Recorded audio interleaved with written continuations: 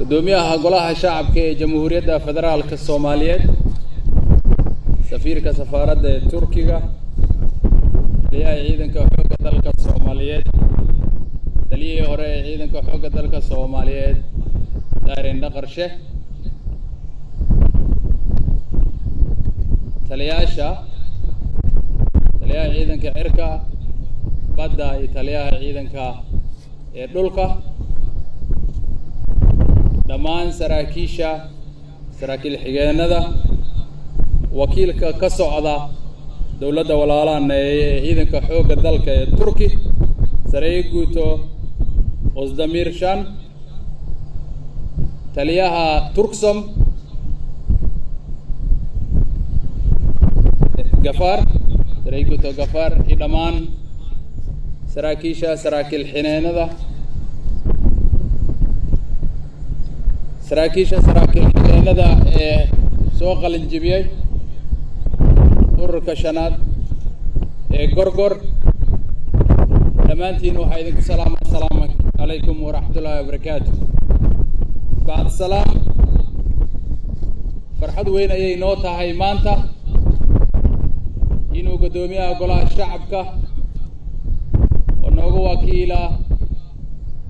taliyaha guud ee ciidamada qalabka sida madaxweynaha jamhuuriyadda federaalka soomaaliyeed maxamed cabdullaahi farmaajo inuu nagala soo qayb galo xafladda qalin jabinta saraakiisha saraakiil xigeenada iyo ururka shanaad ee gorgor sagootintiisa iyo qalin jabintiisa gudoomiye waa mahadsantahay maanta waxaa noo muuqda dadaaladii ay bixiyeen dowladda qeybeeda kala duwan guud ahaan gaar ahaan wasaaradda gaashaandhigga ee taliskeeda inaan aragno saraakiil xigeen iyo dabley oo kuwa ka horreeyna meeshan ka qalin jabiyey ee kuwaan maanta idin muuqdan aan soo gaarnay taasoo ay qayb ka tahay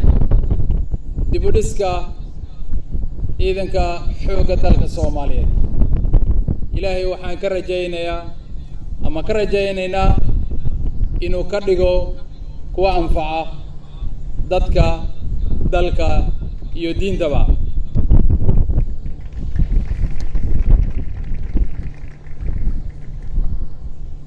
wixii la hadli lahaa waxaa hadlay taliyaha Turksum waxaa kaloo hadlay taliyaha ciidanka xoogga dalka Soomaaliyeed odawaa Yuusuf Raage waxaan rabaa inaan u hambaliyeeyo u mahadceliyo saraakiisha saraakiil xigeenadana oo waqtigooda bixiyey una diyaar garoobay inay dhiigooda u bixiyaan dalkooda hooyo waxaa kaloo rabaa inaan la dardaarmo ururka shanaad ee guutada gorgor oo aan maanta sagootinayno si ay u soo qaataan tababarka takhasuskooda ayna ugu soo qaataan dalka walaalana ee Turki waxaan kula dardaarmaa inay sharafkii iyo karaamadii ee ummadda Soomaaliyeed ay ugu diyaar garoobeen inay dhiigooda ku bixiyaan inay ilaaliyaan iyagoo sharfan oo aad iyo aad u qiimo badan sidoo kale wax badanna ka soo faa'iidaystay inay dib noogu soo laabtaan ilaahay idinkiisa waxaan idin rajaynaynaa idinkoo caafimaad qaba inaad soo laabataan